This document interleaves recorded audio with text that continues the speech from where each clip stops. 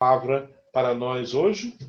Essa é a exortação que Deus dá hoje a todos os seus filhos e filhas por meio da obra da salvação em Cristo Jesus. Sejam fortes e corajosos para não se desviarem nem para a direita, nem para a esquerda de todas essas palavras da Bíblia Sagrada, de todas essas palavras da Sagrada Escritura, que é a palavra de Deus. Tá?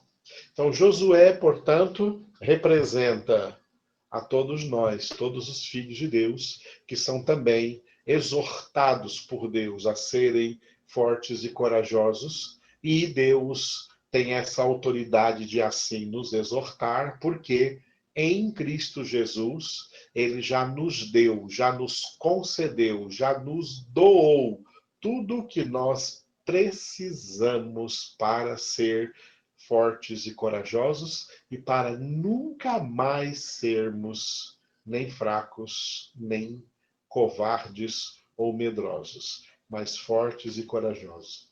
Somente pessoas fortes e corajosas entram no céu. Foi por isso que Jesus disse em Mateus capítulo 11, versículo 12, que o reino dos céus é arrebatado por esforço, e só os que se esforçam é que o conquistam. O céu não é para gente fraca e covarde e medrosa. Aliás, tem um texto lá no Apocalipse que diz: fora ficam os covardes, que em muitas Bíblias foi traduzida por tímidos. Fora ficam os tímidos. Na verdade, ali fora ficam os covardes.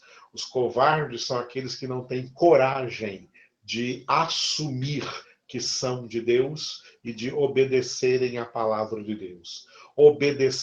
Para obedecer à palavra de Deus neste mundo, tem que ser gente forte, tem que ser gente corajosa.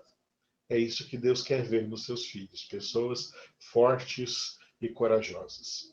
E a maneira de vencer toda a nossa fraqueza e todos os nossos temores ou medos ou covardias ou timidez é praticando a palavra de Deus, obedecendo a palavra de Deus. É fazendo aquilo que o apóstolo Pedro escreveu em 1 Pedro capítulo 3, versículo 18. Crescei na graça e no conhecimento de nosso Senhor Jesus Cristo. É por esse crescimento que vamos nos tornando cada vez mais fortes e corajosos, como Deus também exortou a Josué. Como ele exortou a Josué, creia, ele exorta hoje cada um de nós. Muito bem, este livro de Josué, ele tem 24 capítulos, então você está vendo aí de 1 a 24, tá? E este livro está dividido em duas partes, parte 1 e parte 2, tá? Parte 1 e parte 2. E ele está dividido bem no meio, porque são 24 capítulos, então são 12 capítulos na primeira parte e 12 capítulos na segunda parte. De 1 a 12, a primeira parte, de 13 a 24, a segunda parte. A primeira parte, os primeiros 12 capítulos, narram todo o histórico da conquista de Canaã. Como Josué liderou os exércitos de Israel, né, os soldados de Israel, dos hebreus, das 12 tribos, né, para combater, né, e conquistar cidade por cidade, região por região, até tomarem todo o território dos cananeus, que são todos eles descendentes do filho amaldiçoado de Noé, que é Cã. Enquanto o povo de Israel são descendentes do filho primogênito de Noé, que é Sem, por isso que é o povo semita, né? Então, nós vemos aqui, né, os descendentes de Sem derrotando em guerras os descendentes de Cã. e tomando as terras deles, as cidades deles, as casas deles, o gado deles, gado graúdo e gado miúdo, tomando as plantações, se apossando dessa terra que, a partir do livro de Josué, essa terra deixa de ser chamada terra de Canaã. Canaã, essa nação, para de ser chamada Canaã e passa a ser chamada Israel durante toda a história aí do Antigo Testamento, toda a história bíblica até a época de Jesus. Então, esses 12 primeiros capítulos de Josué narram a história, todo o histórico dessa conquista, os altos e baixos que Israel teve, né? Contando, mesmo com os altos e baixos que Israel teve e com consequências que teve desses baixos, especialmente, a conquista foi realizada conforme Deus havia prometido a Abraão, Isaque e Jacó. E na parte 2, eles se ocuparam de repartir, por isso que a segunda parte aqui é chamada de repartição. A terra de Canaã, a terra que era terra de Canaã, foi repartida entre as 12 tribos de Israel. Geralmente, a maioria das Bíblias, que traz aqueles mapas, algumas, a maioria no final da Bíblia, trazem aqueles mapas, né, e outras no meio mesmo da Bíblia, onde os textos aparecem, tem um mapa ali onde como ficou a divisão da nação de Israel ali com as 12 tribos, onde que cada tribo ficou assentada. Cada tribo ficou assentada em uma região, tomando toda aquela terra de Israel. Uma coisa só, uma coisa importante, tá? Uma coisa importante, um dado geográfico importante. É claro que vocês também terão aulas aí, né? Se já não estão tendo, terão aulas de geografia bíblica, tá? A geografia, toda essa geografia aí do mapa, os mapas aí de Israel, da conquista e tal. Bom, de acordo com a promessa de Deus para os patriarcas de Israel, Abraão, Isaque e Jacó, é importante dizer que Israel nunca, até o dia de hoje, Israel nunca conquistou toda a totalidade completa da terra que Deus havia prometido. Nunca, tá? Eles conquistaram, mas não plenamente, não completamente. Muitos territórios, até hoje, jamais foram conquistados por Israel. Por quê? Porque a conquista total, ela está vinculada à fidelidade total, à obediência total. À medida que a fidelidade diminui, à medida que há problemas de obediência, que existem desobediências, isso incide diretamente na diminuição daquilo que foi prometido. Tá? Isso é algo muito sério, né? É muito tremendo isso, porque alguém poderia pensar assim, né? Se Deus prometeu, por que então ele não deu tudo aquilo que ele prometeu? É porque todas as promessas de Deus, elas são condicionadas à obediência, elas são condicionadas à fidelidade. Na medida que essa fidelidade do povo diminui, na medida que essa desobediência é comprometida por atos e atos sérios de desobediência, o alto preço que pagam é a perda da promessa, é a diminuição da promessa. Deus que prometeu dar tudo, de repente não dá mais tudo, vai diminuindo o que ele dá a esse povo, porque ele vai dando de acordo com a fidelidade e a obediência deles.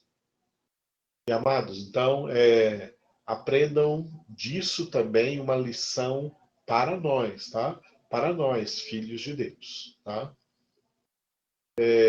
Permita-me dizer sobre algo que eu pessoalmente acredito, tanto por causa da minha experiência de vida, da minha experiência de crente, da minha experiência de pastor, da minha experiência de estudante da Bíblia, da Palavra de Deus, que desde o primeiro dia da minha conversão, eu não deixo de estudar a Bíblia nenhum dia sequer da minha vida, pelo que eu já analiso na Palavra de Deus e confronto com a minha vida, confronto com o meu ministério.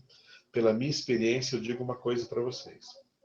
E uma das coisas que vai acontecer conosco, comigo, com cada um de vocês, quando chegarmos diante do Senhor, na glória, no céu, Ele vai dizer para nós assim, olha, tudo isso aqui eu te dei lá na terra, mas eu queria te dar mais.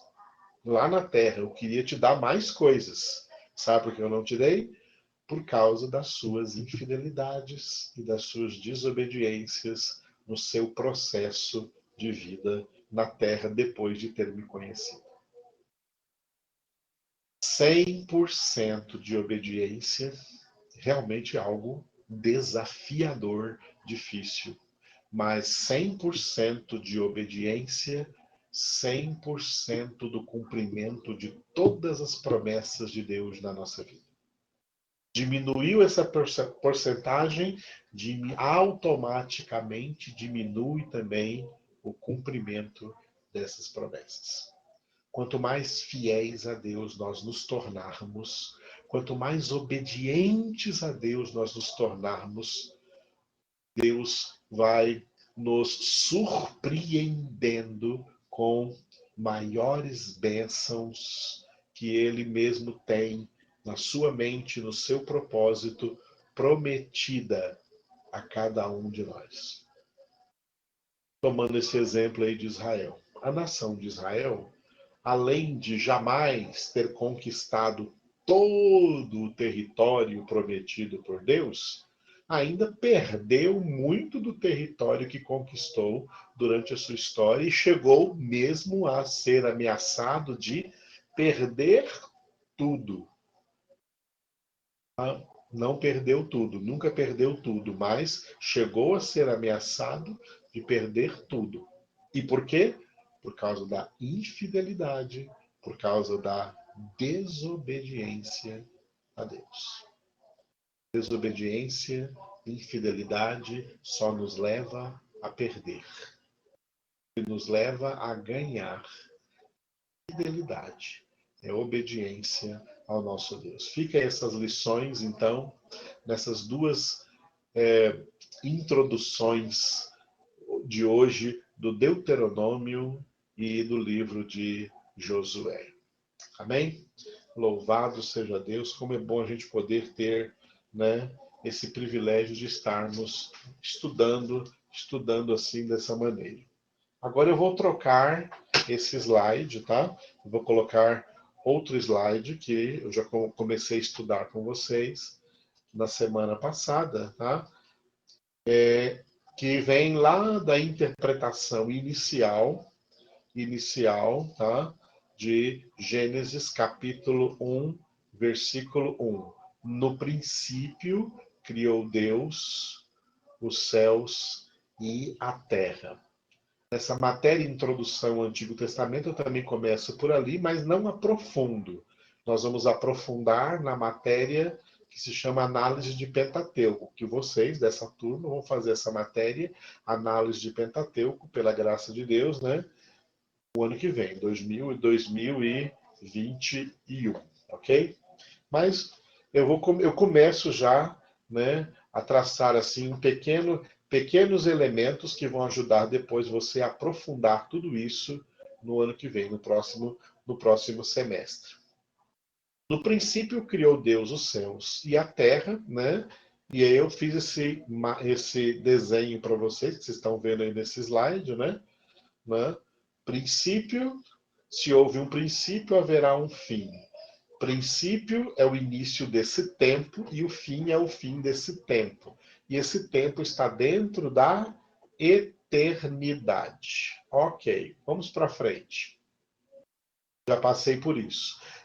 Já passei por cada um desses slides aí com você. O que é o princípio? Esse slide aqui é só para conceituar esse princípio. Princípio que aparece aí no primeiro versículo da Bíblia. No princípio criou Deus os céus e a terra. Este princípio é o ponto na eternidade onde Deus iniciou um período chamado tempo, tá? Esse período chamado tempo, período que vai do princípio até o fim. Já passamos por aqui. O que é o fim? Fim é o ponto na eternidade onde Deus consumará. Eu falei que aqui tinha um erro, tá? Não é A, é O, até hoje eu não corrigi, perdoe-me. É o período, não é a período, o período chamado tempo. Fim é o ponto na eternidade onde Deus consumará esse período aí chamado tempo. Ok. Né? Próximo slide. Conceituando, comparando, ou melhor, comparando eternidade e tempo, né? O Emerson chegou agora aí, paz do Senhor, não tem problema não. Glória a Deus, está tudo sendo gravado aí, depois você pega a gravação dessa aula todinha. Seja bem-vindo. Então, comparação entre tempo e eternidade. O tempo é limitado. Quais são os limites do tempo? Esses dois pontinhos vermelhos aí. Os limites do tempo é que o tempo tem princípio e tem fim. A eternidade é ilimitada. A eternidade é a idade eterna. A eternidade não teve princípio e não terá fim. O tempo é contável. Contável. Por isso que lá no primeiro capítulo de Gênesis, ele já começou a ser contado. E foi o primeiro dia, e foi o segundo dia, e foi o terceiro dia, e assim por diante. Nós já estamos agora no ano 2020 depois de Cristo, tá? Da era cristã. Antes de Cristo teve milênios. Nós estamos depois de Cristo já no início do terceiro milênio, porque esse tempo ele é contável. Já a eternidade, ela é incontável, tá? Não tem como contar, não tem como marcar tempo na eternidade. A eternidade é incontável. Como o tempo é contável, ele é divisível. O tempo é divisível, por isso que os homens inventaram um calendário que divide o tempo, né? Começando a se basear nas 12 horas do dia, que o sol está brilhando, e nas 12 horas da noite, que o sol está do outro lado do planeta, então um lado fica escuro. 12 horas de dia, 12 horas de noite, fazendo um dia de 24 horas. Olha como tudo está dividido, né? Como tudo está dividido. Então, esse tempo ele pode ser dividido em eras. Essas eras podem ser divididas em milênios. Milênios estão divididos em séculos. Séculos estão divididos em décadas. Décadas estão divididas em anos. Anos estão divididos em meses. Meses divididos em semanas. Semanas divididos em dias. Dias divididos em horas. Horas divididas em minutos, minutos divididos em segundos. Esse tempo todo ele é divisível. Não dá para fazer isso na eternidade. A eternidade é indivisível, ok? A eternidade é indivisível. Bom, apesar da eternidade ser indivisível, né, nós podemos fazer uma tentativa de dividir a eternidade só no sentido da gente estudar. Se no princípio, esse slide aqui vocês não tinham visto ainda, se no princípio criou Deus os céus e a terra, então, o que existia antes do princípio? Vamos chamar toda a eternidade antes do princípio de eternidade passada.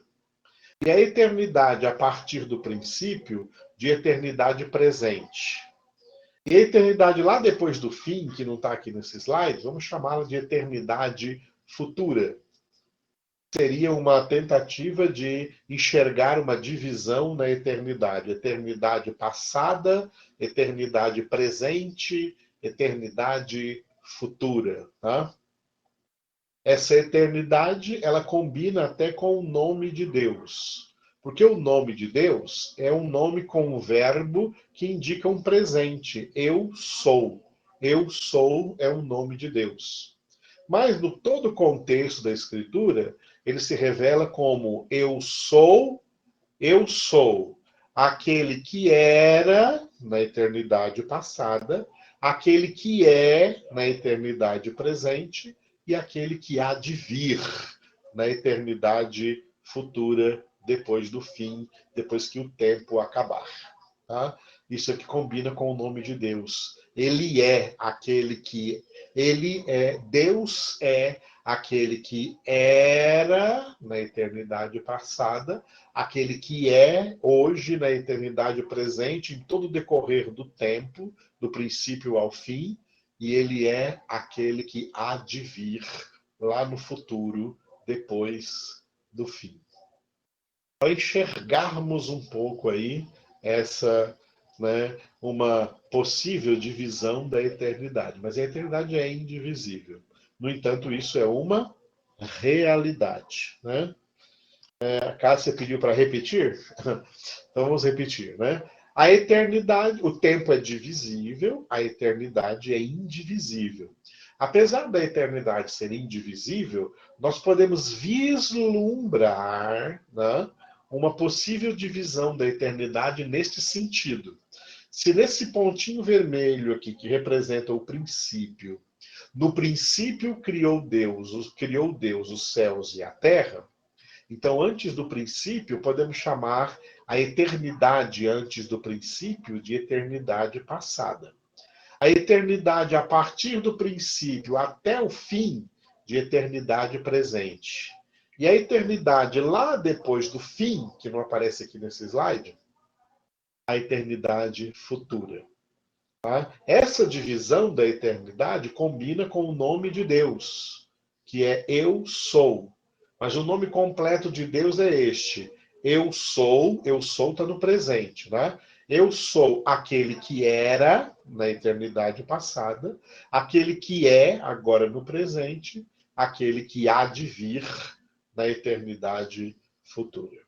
Okay? Deus preenche toda a eternidade, porque Deus é da idade da eternidade. Ok? Ficou bem entendido aí? Deu para entender aí por essa repetição? Glória a Deus. Valeu, Cássia. Então, se no princípio, o que nós lemos em Gênesis? Gênesis, né? Gênesis capítulo 1, versículo 1, nós lemos assim: No princípio criou Deus os céus e a terra. Se no princípio, tá? Se foi aqui no princípio, neste princípio que Deus criou, esse texto está implicitamente dizendo para nós que antes desse princípio, nada tinha sido ainda criado. Tudo quanto Deus criou, ele começou a criar aqui, ó, a partir do princípio. Antes do princípio, nada havia sido criado. Lá na eternidade passada, não existiu, juntamente com Deus, nenhuma criatura. Deus, somente Deus, que eu coloquei aí em cima nesse slide, somente Deus existia lá na eternidade passada.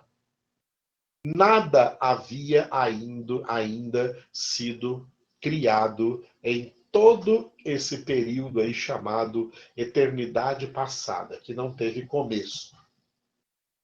Em toda a eternidade passada, um único ser existia sozinho na eternidade. Deus. Tá? Só Deus. Mas Deus, quem é o nosso Deus? O nosso Deus, ele tem uma essência una e uma personalidade trina. Ou seja, em essência, Deus é um só Deus, tá? Nós não temos deuses. Deuses não existem, nem nunca existiram. Só há sempre um Deus. Ele é o Deus verdadeiro, tá? Na sua essência una. Una vem do número um. Tá? Ele é um só Deus. Tá? Um só Deus. A sua essência é una. Mas é errado dizer, tá? Entenda isso. É errado dizer que Deus é uma pessoa. Porque em termos de personalidade, pessoa vem de personalidade, em Deus não há uma única pessoa. Em Deus coexistem na mesma essência divina, três pessoas: o Pai, o Filho e o Espírito Santo. São três pessoas diferentes, três pessoas únicas, cada um deles é uma pessoa, o Pai é uma pessoa, o Filho, Jesus Cristo, é outra pessoa, e o Espírito Santo é outra pessoa. Eles não são a mesma pessoa, mas são um só Deus. Esse é o mistério da triunidade. Escreva aí no seu caderno, tá? O mistério da triunidade divina. Por que triunidade? Triunidade, esse tri vem de três pessoas e unidade vem de uma única essência. Então, na eternidade passada, só existia Deus na sua essência una, sendo um só Deus, e na personalidade trina, as três pessoas, o Pai, o Filho e o Espírito Santo. O Pai é o Pai. O Pai não é o Filho e não é o Espírito Santo, ele é o Pai. O Filho, Jesus Cristo, é o Filho, ele não é o Pai e ele não é o Espírito Santo, ele é o Filho. E o Espírito Santo é o Espírito Santo, ele não é o Pai e ele não é o Filho, ele é o Espírito Santo. É muito importante isso, porque você já deve ter visto pessoas orando na igreja às vezes, né, ou em alguma reunião, alguém chamando Jesus de meu paizinho. Oh, Jesus, tu és o meu pai, né? Tu és o meu paizinho. Não, Jesus não é o seu paizinho, não. O seu paizinho é o mesmo pai de Jesus, é o pai. Jesus é o filho, Jesus é o nosso Salvador. Quer colocar uma linha de parentesco em Jesus? Então, ele é teu irmão, nosso irmão mais velho, tá? Nosso irmão mais velho, ok? A Daniela escreveu aqui, com muito respeito a todos, se acaso eu não for trinitarista, posso colocar minha visão em minha jornada aqui traçada no seminário, ou sigo a linha tertuliana sobre a Trindade, tarará. Daniele, a questão aqui é de Bíblia, né? Nós estamos falando de Bíblia, não nós não estamos falando baseado em discursos teológicos construídos pelos teólogos no decorrer dos anos, mas tendo uma visão completamente dentro da palavra de Deus, ok? Muito bem. Então, Deus é uno em essência e trino em personalidade. Três pessoas diferentes, né? Formando uma única essência divina. Por isso, Deus é triuno. Trino em personalidade, uno em essência. Deus existia assim, né? Só Deus existia assim lá na eternidade passada, antes do princípio. Então, no princípio, voltando aí para Gênesis 1:1, eu não vou aprofundar isso aqui com vocês, o Daniel. O nosso aprofundamento, Daniel e todos, o nosso aprofundamento sobre isso vai vir no ano que vem na análise de Pentateuco. Aí eu vou aprofundar mais. Agora é só um princípio assim de entendimento, ok? Então, no princípio criou Deus. Quando diz criou Deus, tá? Criou Deus, ou seja, Deus na sua essência una e na sua personalidade trina. As três pessoas, em essência, um único Deus, agiram lá no início, estavam agindo juntas lá no princípio da criação. Tá? Então, nós não seguimos, por exemplo, a doutrina católica. A doutrina católica diz assim, né, que o Pai é o Criador, o Filho é o Salvador e o Espírito Santo é o Santificador. Isso é a doutrina católica. Né? Biblicamente, isso está incorreto. Né? O Pai, o Filho e o Espírito Santo, todas as três pessoas são o único Criador. Trabalharam juntas na criação, as três pessoas trabalharam juntas na salvação, não somente Jesus é nosso Salvador, né? A salvação não é obra realizada só por Jesus, sem a ação conjunta com ele do Pai e do Espírito Santo. Não, as três pessoas agiram juntas na salvação e as três pessoas agem juntas na nossa santificação. Um texto das três pessoas como sendo Deus, nosso Salvador, é Tito 3, versículo 4. Tito 3, versículo 4. Quando, porém, se manifestou a benignidade de Deus, não está falando aqui só do Pai, ou só do Filho, ou só do Espírito Santo, mas desse Deus uno, do Pai, do Filho e do Espírito Santo, juntos na mesma essência divina. Quando, porém, se manifestou a benignidade de Deus, nosso Salvador, e o seu amor para com todos. Olha só. Então, e não por obras de justiça praticadas por nós, mas segundo a sua misericórdia, ele nos salvou. Ou seja, esse Deus nos salvou. Como? Mediante o lavar regenerador e renovador do Espírito Santo, que ele derramou sobre nós ricamente por meio de Jesus Cristo, nosso Salvador, a fim de que, justificados por graça, nos tornemos seus herdeiros, segundo a esperança da vida eterna.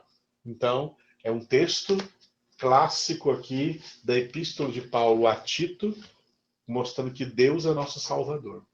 O Pai, o Filho e o Espírito Santo agiram na mesma essência una, na mesma essência divina, na criação, e agiram na mesma essência, as três pessoas agiram na mesma essência una na obra da salvação, e as três pessoas continuam agindo juntas, as três pessoas continuam agindo juntas na nossa santificação.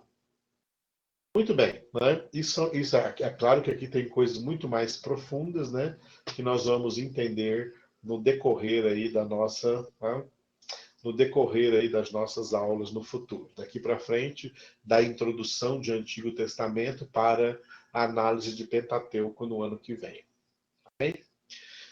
Muito bem, então, voltando para o Gênesis 1:1. No princípio criou Deus, tá? No princípio criou Deus os céus e a terra, ok? Vamos explicar um pouco aqui estes céus. Dá uma olhada na sua Bíblia e confirma aí comigo. Na maioria das Bíblias, céus vem no plural, né? Céus vem no plural, ok?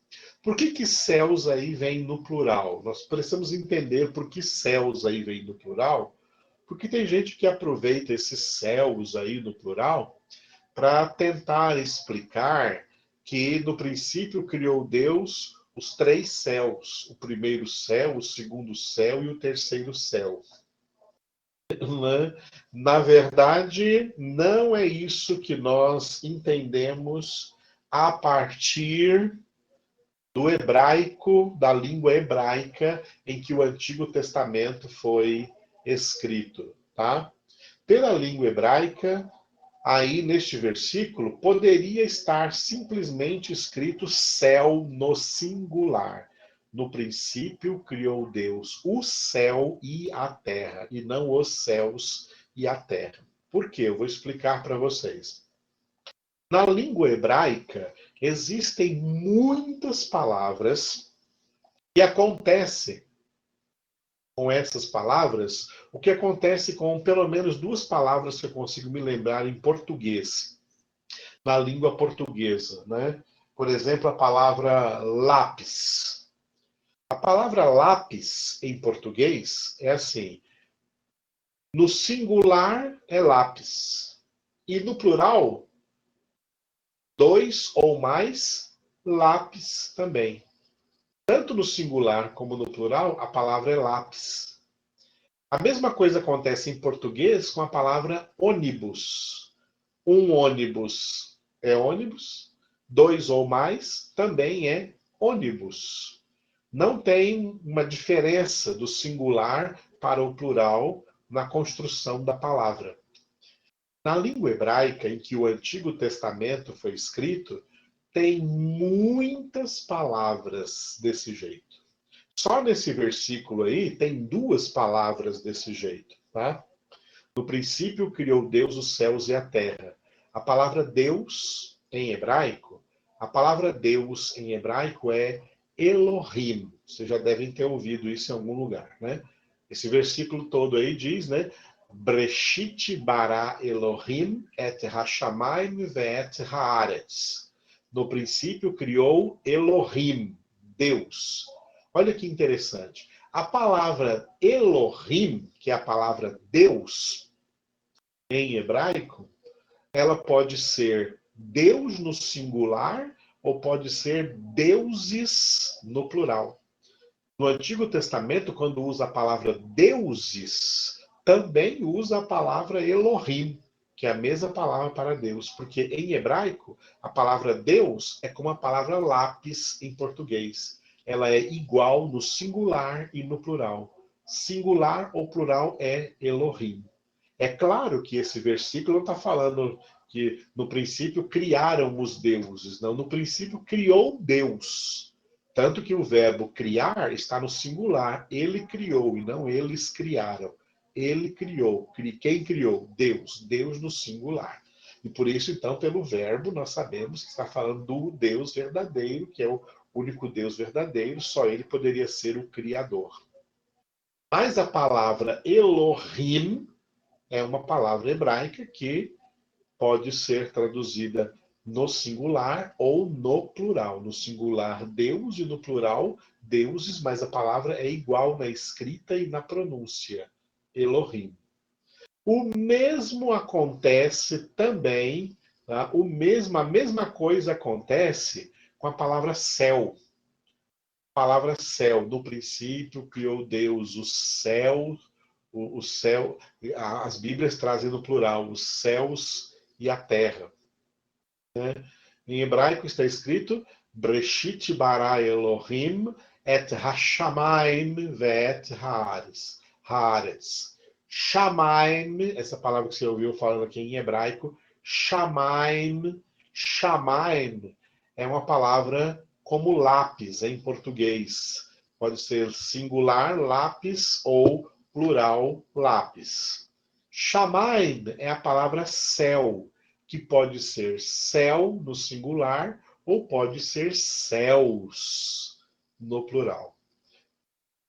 Quando você lê na Bíblia a palavra céus, é porque os tradutores para o português ficaram confusos. Aí é uma confusão de tradução. Os tradutores em português ficaram confusos. Se eles colocavam essa palavra no singular os sírios colocavam essa palavra no plural. É por isso que você lê também muitas vezes o reino dos céus, né? O reino dos céus, e assim por diante. Ou como essa aqui no princípio. No princípio criou Deus os céus e a terra. E até mesmo quando Jesus disse assim, ó, passará os céus e a terra, né? Os céus e a terra passarão, né? Passarão os céus e a terra, mas minhas palavras jamais passarão. Essa palavra céus, ela aparece aí por causa de uma confusão dos tradutores, porque eles viram essa palavra em hebraico, shamaim, e a tradução dela para o português é como lápis. Pode ser no singular, céu, ou pode ser no plural, céus. E aí, então, muitos deles traduziram no plural, céus. No entanto, aí, nesse texto, primordialmente trabalhando nesse texto que nós estamos, que é o Gênesis capítulo 1, versículo 1, aí poderia ser céu no singular, tá? A melhor tradução, para não ter nenhuma confusão de interpretação, a melhor tradução de Gênesis capítulo 1, versículo 1, deveria ser, então, no princípio criou Deus o céu e a terra. Por quê? Porque esse céu aí, ele não se refere lá ao céu, à casa do Pai, tá? Ele não se refere ao paraíso, que Jesus disse para o ladrão, hoje estarás comigo no paraíso. Esse céu aí de Gênesis capítulo 1, versículo 1, é o universo criado, tá? O universo criado, que a gente consegue enxergar uma parte dele quando a gente olha para cima. De dia a gente vê o azul do céu, à noite vê escuro e vê as estrelas brilhando e a lua. Esse céu que a gente chama de firmamento, tá? Esse firmamento, essa que algumas Bíblias trazem no livro do Gênesis, como Gênesis 1, como essa expansão que a gente enxerga, tá? Este imenso universo criado aí, ele é chamado de céu. Esse é o céu, esse é o céu que na teologia dos três céus seria esse o primeiro céu, né? O primeiro céu é o firmamento, é o céu cosmológico, ou seja, esse céu criado aí, visível, tá? O segundo céu, o paraíso, o terceiro céu, a nova Jerusalém, a casa do Pai. Muito bem, não vamos mexer com esse negócio de três céus agora, mas só com esse céu. Em Gênesis capítulo 1, versículo 1, não está falando da casa do Pai, no céu, vamos para o céu, lá para a casa do Pai. Não está falando do paraíso, está falando do universo criado. Este universo material, este universo físico, este universo que está aí repleto de galáxias, tá? Galáxias, cada uma com o seu sistema de planetas, sistema solar, né? Como nós temos, por exemplo, a nossa, assim chamada, né, pela ciência, de Via Láctea. A Via Láctea é essa galáxia onde nós moramos, aonde temos um sistema solar, um Sol, e os planetas girando ao redor deste Sol. O mais próximo é Mercúrio, depois Vênus, aí vem o nosso Terra, né? Marte, Júpiter, Saturno, Urano, Netuno e Plutão, que os cientistas não chamam mais de planeta, chamam de estrela, porque ele é muito pequeno em relação aos demais. Além disso, quando olhamos para o céu, vemos a Lua, que é um satélite girando na órbita da Terra, e nós vemos estrelas, né, que ficam orbitando aí neste universo. De vez em quando você tem a notícia de que um cometa está passando aqui por perto, tem cometas viajando neste universo, e tem outras galáxias aí existentes neste universo. Este universo é o que está citado aí no Gênesis 1:1. No princípio criou Deus o céu. Poderia até, numa linguagem, se fosse escrever uma Bíblia assim, na linguagem de hoje, poderia até escrever assim, já interpretando, não traduzindo, mas interpretando o texto.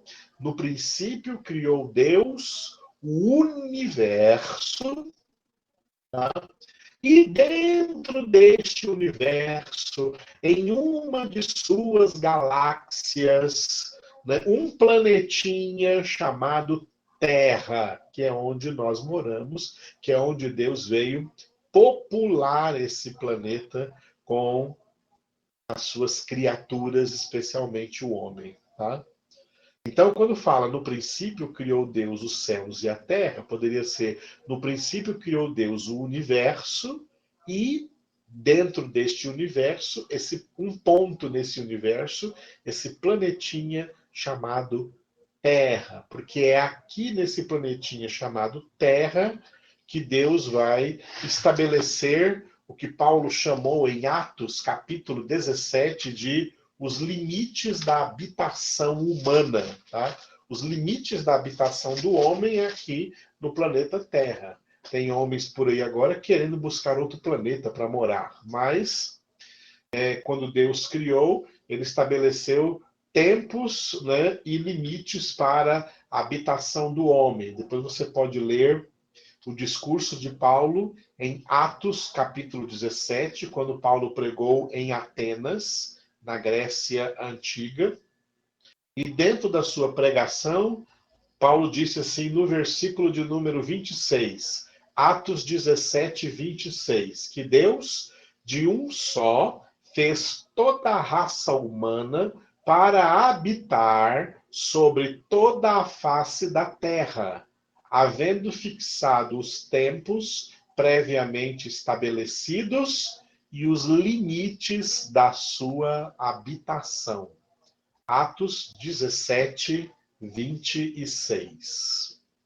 Ok? Muito bem. Então, o que significa Gênesis 1:1? No princípio criou Deus o céu e a terra. No princípio criou Deus o céu e a terra. Ou seja, esse céu é o universo visível, universo físico, universo material. É esse céu aí que vai passar. Imagina só, a casa do Pai, que é o céu, nunca passará. É onde nós vamos viver a eternidade com Deus. Então, quando diz passará os céus e a terra, não está se referindo à casa do Pai, porque lá é o céu que nunca vai passar, lá vai existir para sempre. O céu que vai passar é este universo inteiro aí. Onde está escrito, também usando o plural, aparece lá no Apocalipse, né, no final, que narra o final dos tempos, o fim das eras, dizendo assim, e os céus se enrolaram como uma folha de pergaminho, ou como uma folha de papiro. É quando os céus passarão. Tá? O mar já não existia, porque tudo vai passar, essa terra vai passar, essa galáxia vai passar, as galáxias vão parar, tudo isso vai passar, tá? Porque Deus criou o universo, tá? Deus criou o universo e dentro, como uma grande engrenagem, já viu uma engrenagem? Uma engrenagem, por exemplo, de um grande relógio, cada mola, cada parafuso naquela engrenagem, cada roldana naquela engrenagem, né? Ela é importante, tá? É importante. Tudo naquela engrenagem é importante, porque a engrenagem inteira está funcionando por causa de cada pequena peça que está ligada nela. Se tirar uma pequena peça de uma engrenagem, ela trava, a engrenagem inteira trava. Para a engrenagem inteira funcionar, cada peça da engrenagem é importante. Esse universo é uma grande, uma gigantesca engrenagem que Deus criou. Esse universo está todo em movimento para que cada galáxia esteja em movimento e assim a Via Láctea esteja em movimento. Os planetas estão girando no seu próprio eixo em torno de si mesmo e ao mesmo tempo estão girando ao redor do Sol. Há leis gravitacionais aí, tá? Tudo isso colocado por Deus nessa grande engrenagem chamada universo. E nessa engrenagem toda está aí a Terra onde nós vivemos. A Terra onde Deus colocou todos os seres humanos para viverem aí nesse planeta chamado Terra. A Terra está aqui dentro dessa engrenagem. Tudo isso é uma engrenagem. Este universo aí, tá? Esse universo aí, criado, portanto, aí por Deus, tá? Em grego, ele leva o nome de cosmos, tá? O cosmos, em grego, se chama cosmos. E daí vem a palavra que você já deve ter ouvido, né? Cosmologia. Cosmologia é o estudo do cosmos, do universo inteiro criado, de tudo quanto Deus criou nesse vastíssimo universo, nessa engrenagem. Esse cosmos, né, o interessante é que a palavra cosmos no grego, que traduzido para o português é mundo, tá? Mundo, que envolve então todo esse universo criado. Vocês conhecem essa palavra cosmos, especialmente as mulheres, porque é dessa mesma palavra cosmos que vem a palavra cosméticos. Como que as mulheres usam cosméticos para se maquiar, né? Para maquiar, para parecer mais bonitas, né? Para realçar a beleza feminina, elas usam cosméticos para isso, ok? Então, cosméticos vem de cosmos. A palavra cosmos, ela significa enfeite ou invólucro. Enfeite ou invólucro. Quando você ganha um presente, ele vem com um invólucro, que é o papel de presente, que é o embrulho.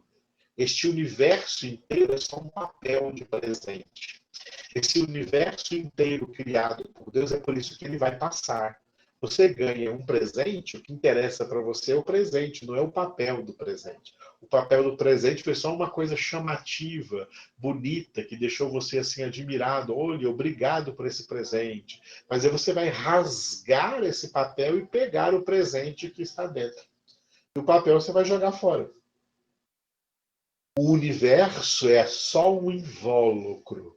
Então eu gosto de comparar o universo assim. Esse universo visível, essa imensa engrenagem criada por Deus, esse universo foi criado por Deus para servir como o palco da história da humanidade.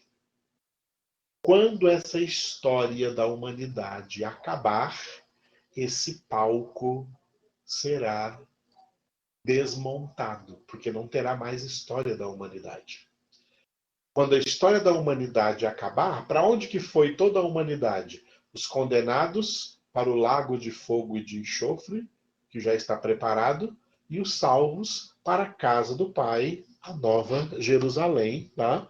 Que já está preparado. Né? A Adriana falou aqui, excelente explicação. Exatamente, é isso aí, Adriana. Então, esse universo inteiro é um palco que Deus montou, aonde está acontecendo neste palco, especialmente aqui no planeta Terra, a história da humanidade. Quando essa história acabar, chegou o fim, terminou, porque essa história, graças a Deus, vai acabar. Né? Quando essa história da humanidade acabar, Deus vai desmontar essa engrenagem. Deus vai desmontar esse palco. É isso que significa passará. Pode entender isso agora, tá? A partir de hoje, vocês entendam isso no singular, tá? Passará o céu e a terra. porque este céu é este universo visível que vai passar, tá? Vai passar. A gente lê no Apocalipse várias coisas, né? Estrelas caindo do céu na terra, o mar já não existia, as montanhas caindo, o céu se enrolando, porque são linguagens que foram escritas na revelação do Apocalipse, descrevendo já a forma como Deus vai fazer com que esse universo passe e junto com esse universo todas as suas galáxias, inclusive a galáxia Via Láctea, inclusive o nosso planeta Terra, onde nós vivemos, essa Terra vai passar. E aí a humanidade que viveu sobre essa Terra vai continuar vivendo não mais nessa Terra, não mais nesse universo, mas em dois lugares diferentes. Os condenados no lago de fogo e de enxofre, os salvos na casa do Pai, no céu definitivo, que é chamado hoje de terceiro céu. Ok? Então, o que significa então Gênesis 1:1? No princípio criou Deus o céu e a terra. No princípio criou Deus todo o universo, e dentro desse universo, esse planetinha chamado Terra, onde ele tem uma atenção especial, porque aí nessa Terra que estarão as suas principais criaturas, junto com outras criaturas, mas sua principal criatura será o homem, tá? Será a criação, as criaturas humanas, vivendo aí nesse planeta chamado Terra. Vamos continuar então, ok? Olha só. No princípio, esse ponto vermelho é o princípio, no princípio criou Deus o céu e a terra. Deus não criou nada antes desse princípio, só a partir deste princípio. Olhe bem uma coisa, tá? Este princípio aí, ele é tão importante que ele, por causa da criação de Deus, este princípio, tá, no qual criou Deus o céu e a terra, a partir desse princípio, houve uma mudança definitiva na eternidade. Uma mudança definitiva na eternidade. Qual foi essa mudança? Antes do princípio, nenhuma criatura existia, somente existia Deus. Deus era o único ser lá na eternidade passada. A partir do princípio para frente, em todo o decorrer do tempo na eternidade presente e depois do fim na eternidade futura, nunca mais a eternidade vai ser como a eternidade passada, onde só Deus existia.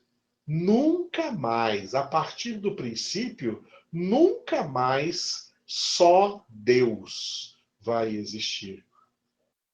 E a criação de Deus sempre existirá. Para entendermos isso, vamos entender aí a criação, né? No princípio criou Deus o céu e a terra. Ok. A criação de Deus, anote agora no seu caderno, que é importante você anotar, tá? A criação, toda a criação de Deus se resume em dois elementos. Dois elementos. Olha quanta coisa Deus criou, hein? Quanta coisa Deus criou, mas tudo quanto Deus criou se resume em dois elementos. Coloque o título aí no seu caderno. Pode colocar assim: Elementos da criação, tá? Elementos da criação. São dois. São dois os elementos da criação. Elemento permanente e elemento provisório. O elemento permanente e o elemento provisório. Vamos começar pelo provisório. O elemento provisório, como a própria palavra diz, faz parte deste elemento provisório todas as criaturas que só existirão dentro desse tempo. Quando o fim desse tempo chegar, elas não existirão mais. Elas passarão. Como nós já falamos aqui, o universo e a Terra, o céu e a Terra passarão, porque são elementos provisórios. Não são elementos que foram criados para existirem para sempre. Esses elementos não existirão para sempre. Né? Rosângela pedindo para repetir. Então, a partir do princípio, tá? Nunca mais vai ser como na eternidade passada, quando só Deus existia. A partir do princípio, Deus vai existir juntamente com toda a sua criação. A criação de Deus se divide em dois elementos. Escreva o título aí, ó. Elementos da criação. Elemento permanente e elemento provisório. Estou começando a explicar do elemento provisório. O elemento provisório, ele é composto de todas as coisas que são criadas, mas terão fim de existência. Coisas que tiveram princípio de existência e terão fim de existência. Elas vão acabar. Como, por exemplo, o céu e a terra. Passará o céu e a terra, porque são provisórios. Vai acabar. Resumindo o elemento provisório, tá? Anote aí. O elemento provisório é resumido naqueles que nós conhecemos como os três reinos da natureza. Quais são os três reinos da natureza? Reino mineral, reino animal, reino vegetal. Esses três reinos da natureza, todos eles fazem parte deste elemento provisório da criação. Deus criou essas coisas, mas essas coisas não existirão eternamente, pelo resto da eternidade. Elas existirão somente dentro dessa linha temporal, dentro desse tempo. E depois, até o fim desse tempo, tudo vai desaparecer. Tudo vai acabar, ok? Desses três reinos da natureza, qual é o maior? O maior deles é o reino mineral. Por quê? Porque até onde nós sabemos, até onde cientistas já fizeram descobertas, por exemplo, reino animal e reino vegetal, nós só temos aqui, no planeta Terra. Nunca foi encontrado reino animal em outro planeta e nem reino vegetal em outro planeta. Tá? Então, reino animal e reino vegetal tem aqui na Terra. Mas o reino mineral está por todo o universo. Todo o planeta Terra está cheio de pedras, de minérios. A própria Terra é mineral, a própria Terra é minério, tá? É minério. E os planetas, as estrelas, o Sol, tudo que está aí nesse universo, os cometas, tudo isso é minério, é reino mineral. Então, o reino mineral é maior. Ele toma todo o universo. Enquanto o reino vegetal e reino animal é o que nós encontramos até agora só aqui no planeta Terra, tá? Na Terra. Mas esses três reinos são elementos provisórios. Fazem parte deste elemento provisório da criação. Tá? Eles foram criados para esse tempo. Eles foram criados, como eu já disse, fazendo parte desse palco que Deus criou para a história da humanidade. Depois dessa história, no fim desse até o fim desse tempo, todos vão desaparecer. Tá? Todo o reino mineral vai desaparecer, todo o reino vegetal vai desaparecer e todo o reino animal também vai desaparecer. Porque eles fazem parte do elemento provisório da criação. Então, a criação, toda a criação de Deus se resume em dois elementos: o elemento provisório e o elemento permanente. Qual é o elemento permanente? Já falei do elemento provisório. Qual é o elemento permanente? O elemento permanente se divide em dois. Para ficar bem fácil para vocês, já está claro, já está aí no final da nossa aula, para ficar bem fácil para vocês, anjos e homens. Tá? Anjos e homens. Os anjos são seres espirituais criados por Deus, e uma vez criados, eles vão existir para sempre. Os anjos não terão fim de existência. Os homens, também, os seres humanos, uma vez chamados à existência, vão existir para sempre. A vida humana não tem fim de existência. Lembrando que a morte física não é o fim da existência humana. A vida humana vai para além da morte física, e depois da morte física ainda terá ressurreição. Tanto a ressurreição dos salvos como a ressurreição dos condenados. Tanto os condenados serão ressuscitados para serem lançados de corpo e alma no lago de fogo e de enxofre, onde haverá choro e ranger de dentes, onde o seu verme não morre e o fogo não apaga. O verme que não morre ali é o germen da natureza humana.